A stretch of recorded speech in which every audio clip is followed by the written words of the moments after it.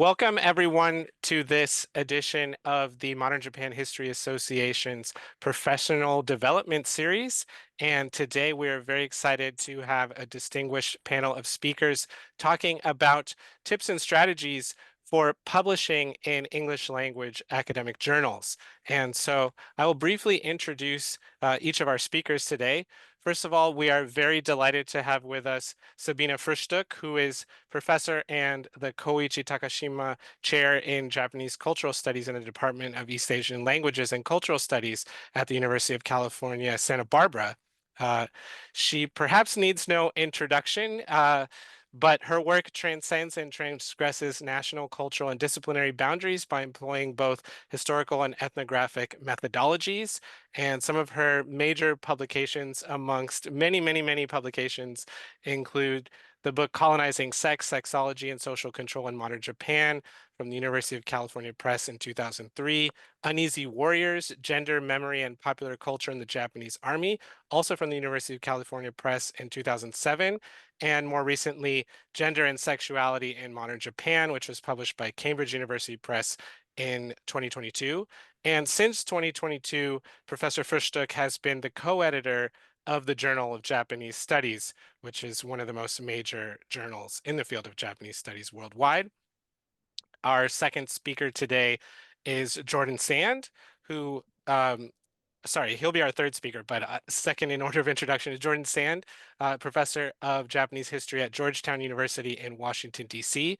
His research and writing in modern Japanese, East Asian, and global history have focused on architecture, urbanism, material culture, and the history of everyday life. And some of his major works, again, amongst many, many, many writings and other research production, include House and Home in Modern Japan from Harvard University Press in 2004, Tokyo Vernacular, Common Spaces, Local History, Found Objects from the University of California Press in 2013, and most recently a book published in Japanese on the history of Ise Shrine titled Destruction and Renewal at the Ise Shrines, out from Iwanami Shoten in 2023. And Professor Sand served for more than a decade at the Journal of Asian Studies as the associate editor for Japan. And then we are also very excited to have with us today Meredith Shaw, who was formerly associate professor in the Institute of Social Science at the University of Tokyo and is presently a Korea Foundation fellow. And her research examines cultural politics and state efforts to manipulate culture in East Asia. She's published numerous research articles in journals such as the Journal of Conflict Resolution, the Pacific Review, and the Journal of East Asian Studies. And she has also published widely in more popular outlets such as the National Interest, Global Asia, the Diplomat, and the Conversation.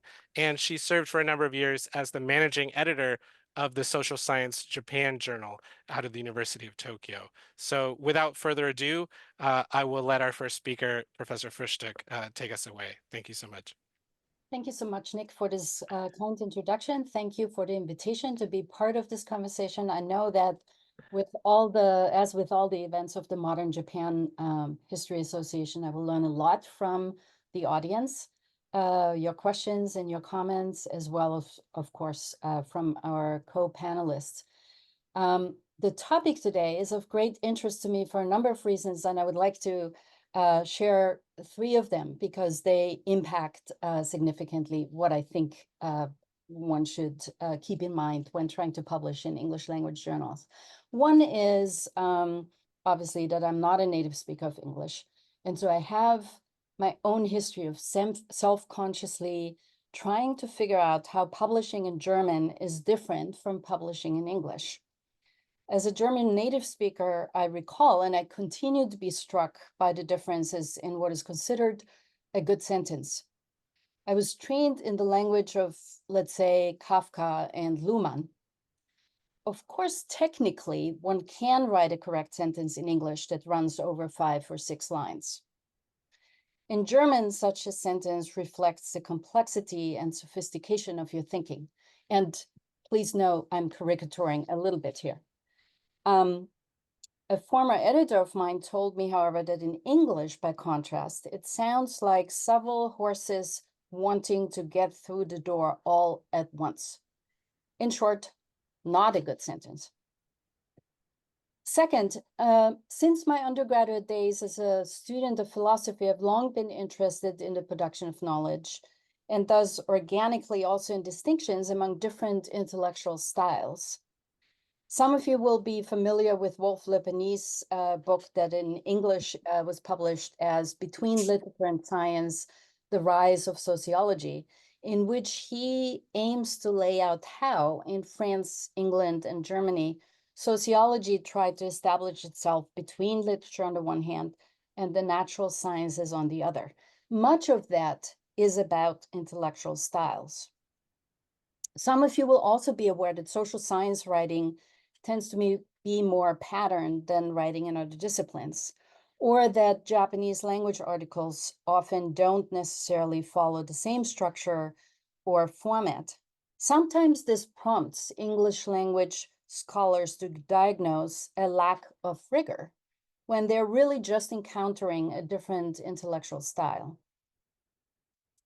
And the third reason, of course, is, as Nick already mentioned, I'm co-editor of the Journal of Japanese Studies, which aims to attract brilliant scholars of Japan from around the world, including those who populate language communities other than English, and who are socialized into intellectual styles different from what, in a gross generalization, one might think of as Anglo-American. So in my mind, the answer to the kinds of questions we're addressing today lies in both language proficiency and intellectual style. And of course, that intellectual style often depends on discipline and language community. I know that I'm underreporting here the desire of authors to write in their personal style, in the style that they recognize as their own. But I think as a community, we underreport the very fact that a lot of journal writing is actually quite predictable, and there's a style to it that that make you recognizable as belonging to that community of potential authors. How do you get there? How do you get an article, your work, published in an English language journal? And of course, I'm again generalizing here in part from my experience across different kinds of journals. One of the things I like to do is listen to talks in English. And I do this often particularly with fields I'm too lazy to read in. This is one of the ways to get into the mode of arguing and shaping your work in English. Write a lot, obviously. Solicit feedback and thorough editing. One of the great difficulties of somebody whose English is relatively good is that most people won't criticize you once they understand what you're trying to say. And so you have to find somebody who is willing to come back to you and say, well, I understand what you're saying, but this is not how you would craft a paragraph, for instance, or get an argument across. Sometimes it also helps to actually pay an editor. I'm not suggesting that, let's say, a very early career scholar should spend a lot of money on editors, but to get started, it can be very, very helpful to look closely at what such an editor doesn't like about your work, particularly when that editor is not necessarily familiar with your field or the journal that you try to get your work published in. Closer to the journal itself, I think it's really, really, really helpful to read the journal in which you want to publish. Particularly when people start to publish, often one is so deep into one's own work that one thinks only about what do I want to say? How can I say something interesting and original and exciting here? And then the last step is, which journal does this work need to go to? And I think that's problematic. I think one should always think with a particular journal in mind, or maybe one or two or three journals in mind. And in order to understand how journal reviewers and editors will recognize your work as a good fit for the journal, it's very, very helpful to read that journal. You don't need to read it for 3 years, but I think it's very useful to read a few articles that perhaps are similar to the kind of work you do, and get into the mode of writing in that journal's mode. And I'm not saying here that a journal has necessarily its own style, although some have more of that than others. But I think it's very helpful to understand what kind of environment you're trying to insert yourself in. When you do that, you ask yourself questions about the structure of articles in the journal that are similar to yours. How much or how little context do you need to provide, for instance? How soon do you need to introduce an argument or hypothesis, and how do you articulate which debate your work is addressing? How do you frame your article? How much embedding in existing scholarship do you need? Particularly across language communities, people often come with their own language community and bring that to a journal that is unaware of that language, for instance, or whose readership and whose authorship cannot access that language community. So these are things that are important to keep in mind. How broad or narrow can your story be? We often encounter articles that cover 100 years of some kind of discussion. For a journal article, that's typically not, that's typically too big a frame.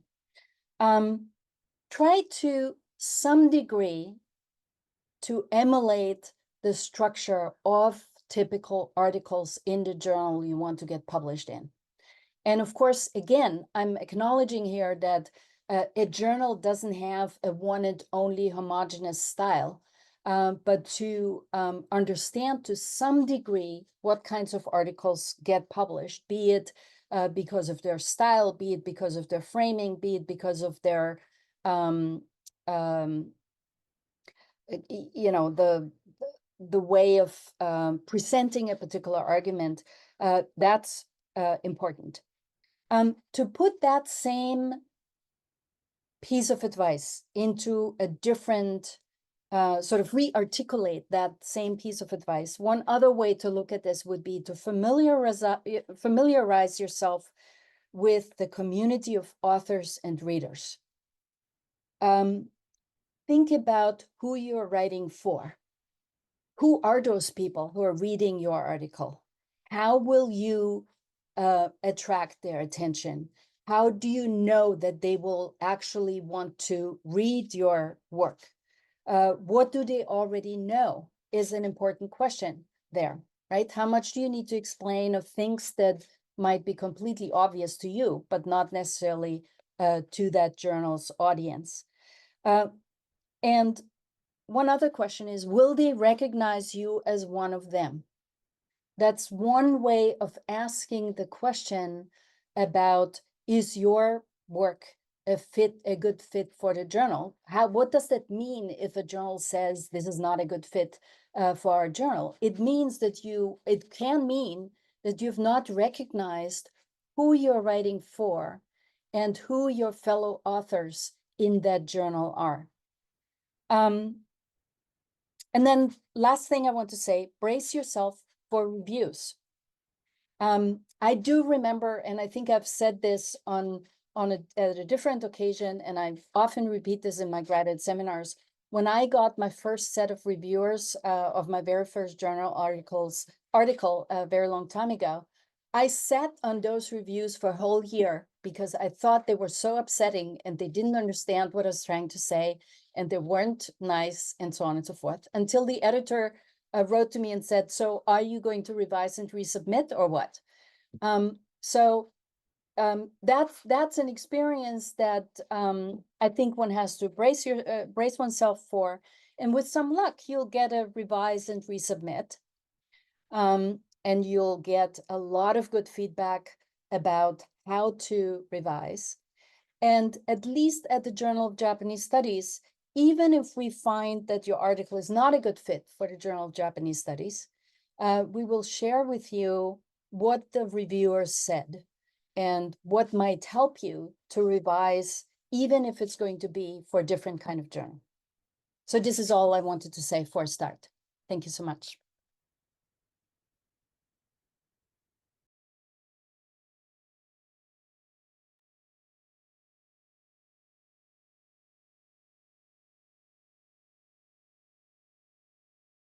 Shall I go ahead and proceed? Okay, I'm Meredith Shaw, former managing editor of Social Science Japan Journal. So for those of you who don't know, and I'm just going to share my PowerPoint here. The managing editor handles the business side, so different from the editor-in-chief, who is, the overall strategy and outreach and, the intellectual helm of the journal. My job is to see the articles as they come in, is it appropriate for the journal? And if so, which editor should handle it? And then communicating back and forth between the different peer reviewers and authors while you're under a double-blind system. So managing that sort of thing. And I'm just going to give a little advice from my perspective as the editor of a journal that gets a lot of submissions from non-native, particularly Japanese, but also, a variety of other people, other countries. So Social Science Japan Journal, we actually accept submissions in Japanese or English, but a surprising number of Japanese scholars don't seem to know that. And then we would go through the entire editorial review process in Japanese. And then once a submission is accepted, we would offer the free translation. So that kind of sets our journal apart.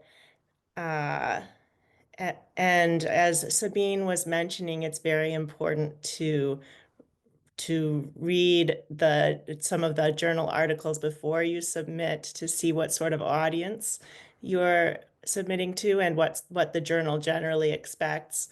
So particularly in SSJJ's case, because it is multidisciplinary across the social sciences, if you're an economist, you're going to have to frame your article, at least the first, 5 pages, introduction and abstract, in a way that an anthropologist or a historian will understand at least why it's important and what the contribution is, and perhaps if it's something they want to read. Whereas a pure economics journal, you would not have to go through that, but you would probably focus more on the economic details that economists are interested in. So just think about who the audience is for the journal as you're framing your introduction and your abstract in particular, because those are the very first things the journal reads.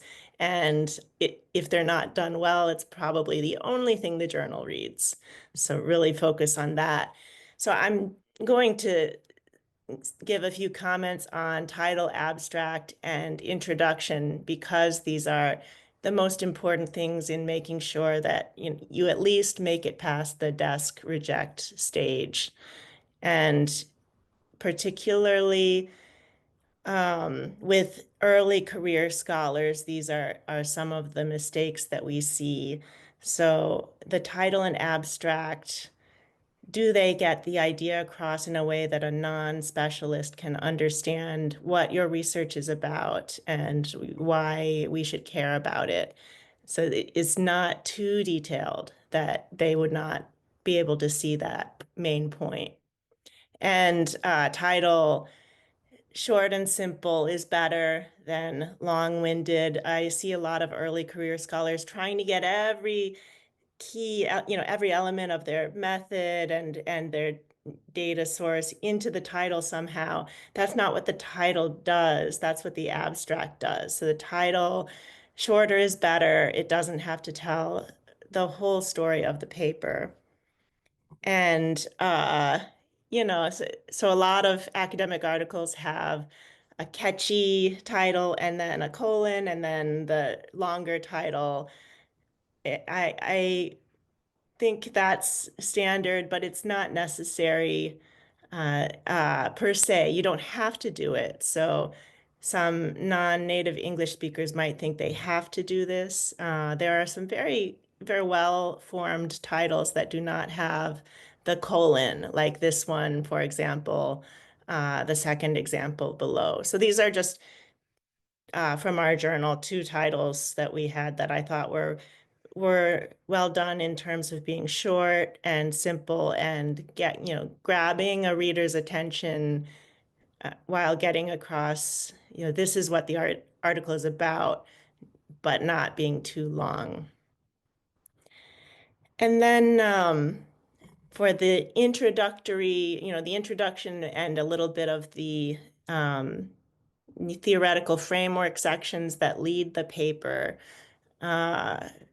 particularly young scholars, not non-native English speaking scholars too, but in general, young scholars have trouble foregrounding the innovation of the study. So saying early on, what is the thing that you're doing differently from everyone else? Is it a new method? Is it a new data source? Have you found a new way to apply an existing method or model or to a new case? And some of this will be in more detail in your literature review, but if you're challenging a mainstream or conventional wisdom, that you foreground that within the first few pages so that we know this is something that you've thought about. This is what the article is going to be noted for. When you have younger scholars, you've been so focused, as Sabine said, on your methods and on getting the data, and sometimes you forget to explain why we should care about it and why it's important, and just what is the research question that you're trying to answer. So don't forget those basics in the first few sentences. It's always good to clearly state your hypotheses. I maybe put them in brackets so that they can be seen, so that that part is clear. And the introduction doesn't have to be very technical, but just give a preview of what you're doing as far as method and data. So these are the most important things for getting it past those non-specialists. Like as a managing editor, I'm a political scientist. I don't know the details of economics, but I can look at an economics paper and if I don't see a clear research question, I'm going to be inclined to recommend rejection,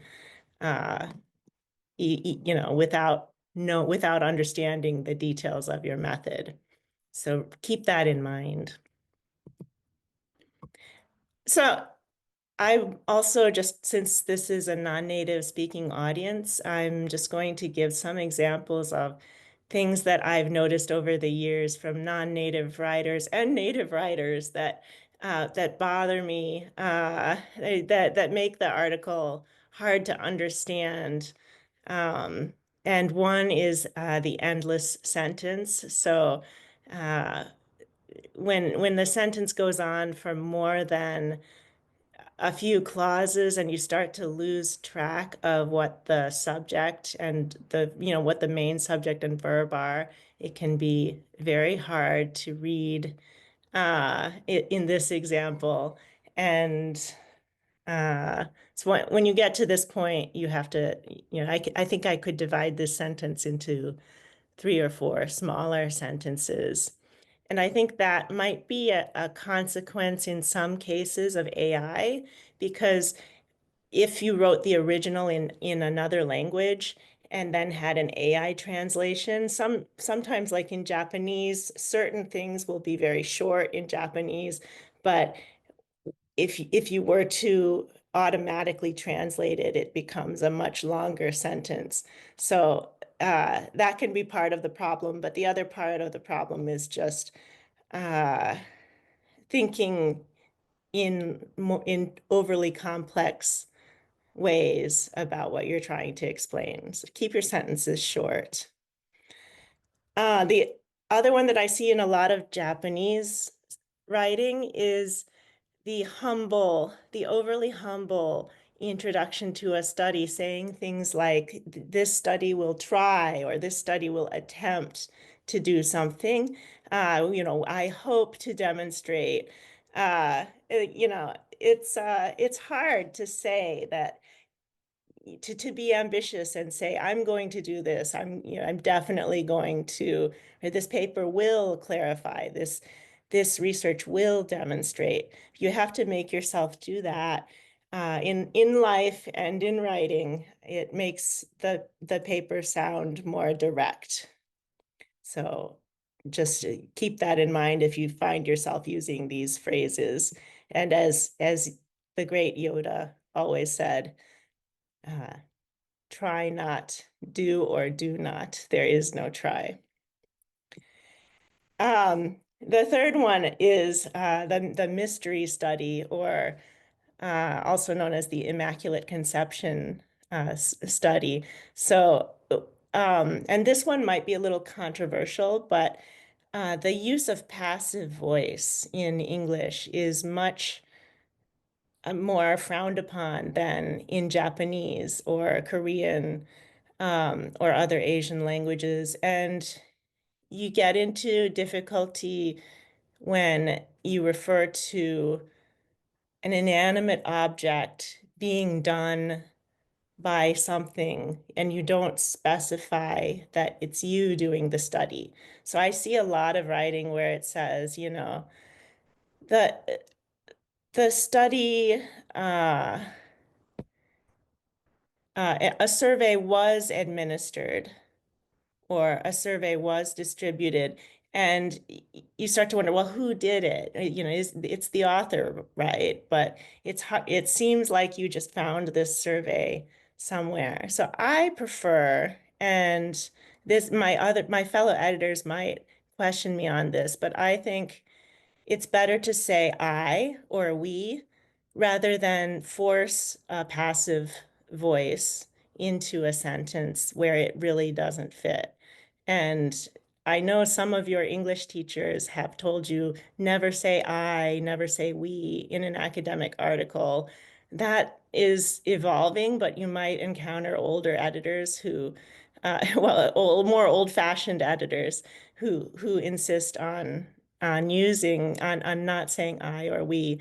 But English is a language that requires a subject, and if it's at the expense of clear writing, I would say go ahead and use I. Or our team, we contracted a survey service to conduct this survey so that people know exactly who is doing the survey, and it's not your colleague, it's not something that you found online. You did the work, you did the survey. So these are some more examples of passive voice that I believe in these cases may have been a result of automatic translation from Japanese to English. So in Japanese, it would be normal to say, a pattern was identified, but in English, it sounds strange. You want to know, we identified the pattern. So, a native speaker will help you to understand when passive voice is natural and when it's not. But in general, it's much more frowned upon than in other languages, I think. And just, brevity, less is more. This is another consequence of AI translation. Sometimes things that are said in one language, you tend to repeat words in one language that you would not repeat in another. So try to make your sentences shorter if possible. Avoid saying this, trying to say the exact same thing twice. This may be a problem more with Korean than Japanese, but Korean authors, they want to have two words when one is good, like this schemes and plots, changes and evolutions and things like that, where one word is fine. For those of you Game of Thrones fans, this is a favorite illustration of that. And so that's it for me. I look forward to the discussion, and I'm happy to answer any questions after the talk. Thank you.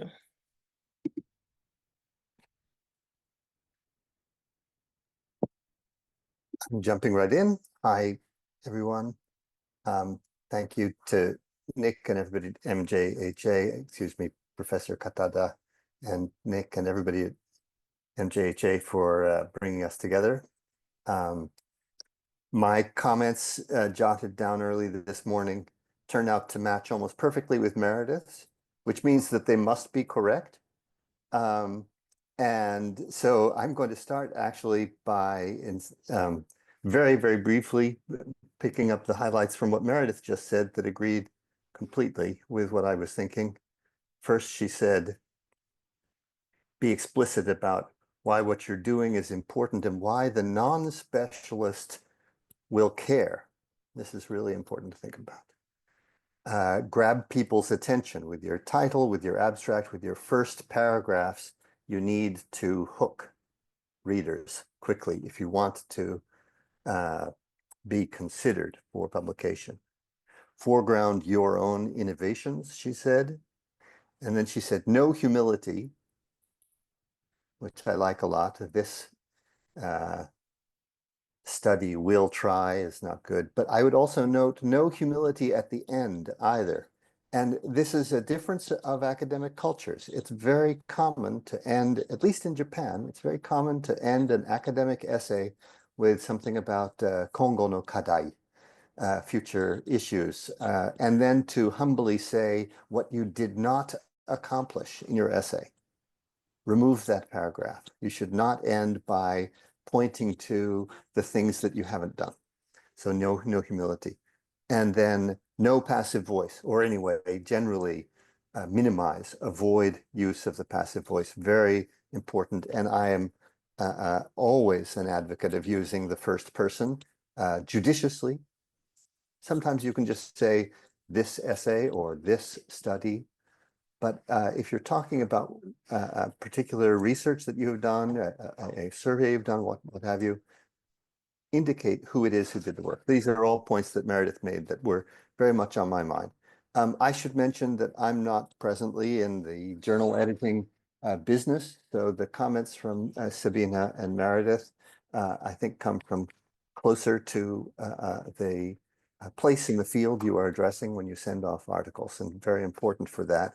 I have, however, over the past few years, a few times done workshops with graduate students and with faculty at Waseda mainly about precisely this subject, getting your work published for the first time in English language journals.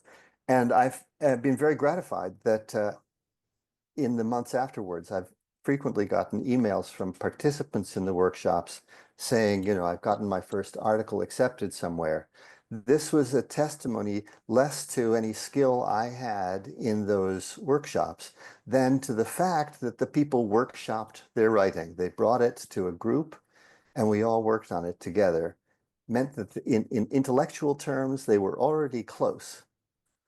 And what they needed was, it was still a bit of a mess in writing terms, but what they needed was to get a lot of criticism. And everybody was very unhumble and unabashed about criticizing each other in these workshops.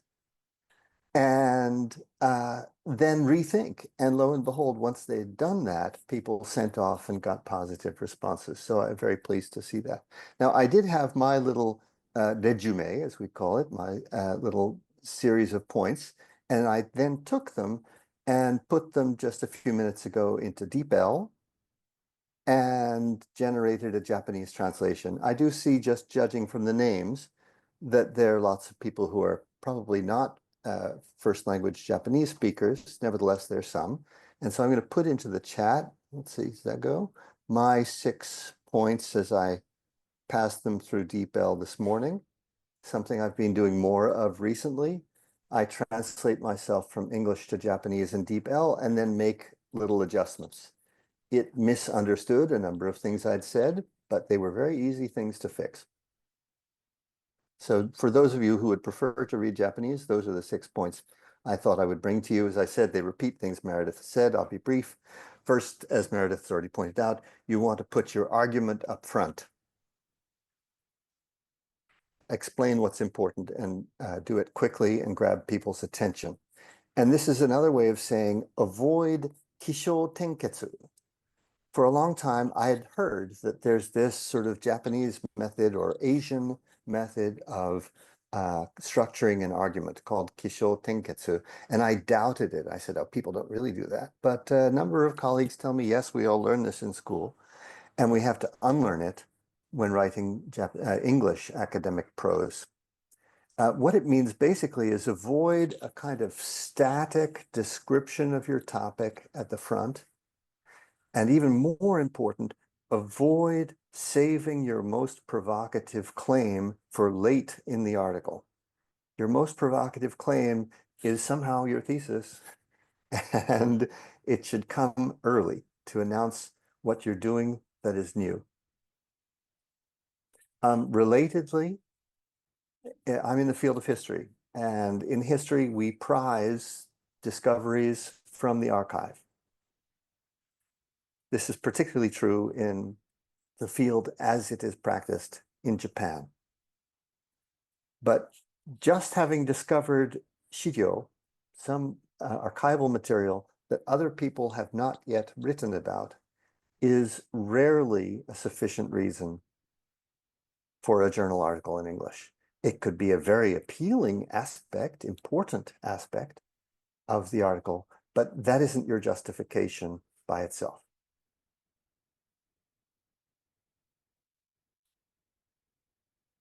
My second point matches perfectly with what Meredith has said. I won't repeat her. My third point I called 3 tricks, and I've listed them as taking advantage of theory, using comparisons, and citation of English language research. Now, I called these tricks because they can be done relatively easily on top of or after you have already drafted an article representing your research. But they have great value when you're thinking about addressing the Anglophone audience. The first is, well, theory. Theory can mean many different things. Those of us who are in modern history, we know there are certain people who are kind of in a post-Marxist vein, and they draw on Marx or Agamben or somebody. There are people who are Foucauldian and so forth. It could mean something completely different. In political science or another field, what you're calling theory may be different. And I'm not advocating any sort of unnecessary theoretical complexity in your writing. What I am suggesting is, if there is a theory out there, some kind of, say, social theory that is relevant to the kind of work you do, the great thing about theory is its universality. It reaches across regions and sometimes disciplines. Now, obviously, you have to believe in the theory, or you have to believe it's worth talking about. But if you can point to a theory in your field and relate your research to it, or demonstrate its inadequacy, then you're reaching toward issues that speak to a wider audience. The second thing is using comparisons. If there are opportunities for you to think comparatively, again, it takes your work one level beyond the narrower group of specialists in your region or your discipline. Comparisons can be an effective way to reach a wider Anglophone audience. And the third is, this is fairly straightforward, and is actually, I think we should say, it is obligatory. If you're writing in English and there is good English language scholarship relevant to your work, you should know it, and it should be in your footnotes. And just the gesture towards recent work written in English about what you're doing will show editors that you're engaged with the field as they practice it in the Anglophone world. Next point I'd like to make is about the literature review. This is something that people learn to do, and of course, it's always there in dissertations and so forth. I think my editor colleagues would agree, as useful as it is, it should be very brief. And better still, if references to other work related, relevant other work, better if it can be woven into your argument rather than presented standalone as a section of the manuscript. Use active verbs. Meredith's point, avoid the passive. Use active verbs, use active verbs, use active verbs. And then finally, I'd like to turn the conversation a little bit, and this is something that actually, by coincidence, Meredith and I met and started talking about back in June at Tak Fujitani's event here in Tokyo, right? And that is AI, which I saw came up in the chat already, and self-translation. So first, self-translation. A while ago in my Waseda workshop, we had a kind of a debate about whether it's okay to take something that you have published in Japanese or another language, translate it to English, and send it off to an English language journal. A couple of people in this workshop said, oh no, that's self-plagiarism. I know I mustn't do that. I said, I don't think that's the way an editor will perceive it. And we started to sort of break down what the issues were here. I think that it's very important from the perspective of your institution, if you're, building your list of publications in your dossier, to be explicit about this, because they'd say, oh, well, that's just a translation of something you've already published. We're not going to count it the same amount towards your promotion or whatever. That's one sort of story. But whether it's legitimate or not from the perspective of the field depends on your being honest about it and on editors deciding whether that's okay or not. I fired off an email at the time to Paul Kratoska, who had edited for many, many years at the University of Singapore Press. And Paul said, no, we've got no problem with that at all. I think we may be a little bit in flux here, and some editors will view it differently from others.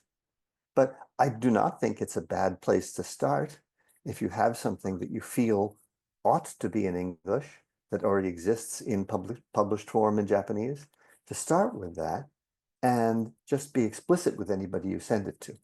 So that was where I landed on that subject. I'd be interested to hear what other people think. It may change as AI translation becomes more part of our fields. I expect it's different in natural sciences already, but I'm not sure. And then I noted down, I put this into the Japanese chat as well. Are we heading toward a global language? And what I mean is the AI is getting very, very good. It still makes lots of mistakes. So in response to the query in the chat, if you don't have enough money to pay an editor, what do you think about revision by AI? I would say if you and DeepL or ChatGPT work well together, your results could be good. That's what I am finding. I have to correct DeepL quite a bit, but I'm very impressed with what it does on the first draft for me.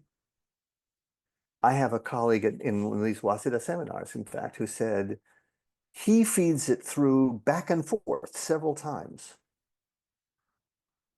honing the prose as he goes. He sees what it gets wrong, he makes a correction, he feeds it through again. He tries going in the other direction.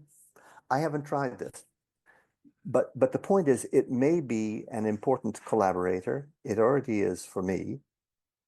It is getting very good, but it doesn't by itself absolve you. It doesn't change your responsibility to address all of the issues that Sabine and Meredith have already introduced us to. All of those issues are still